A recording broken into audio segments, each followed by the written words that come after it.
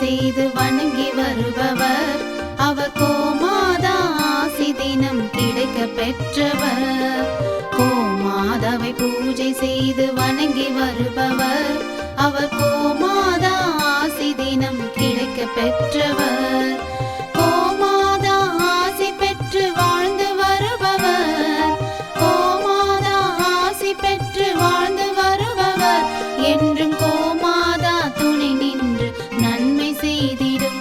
என்றும் கோமாதா துணை நின்று நன்மை செய்திடும்.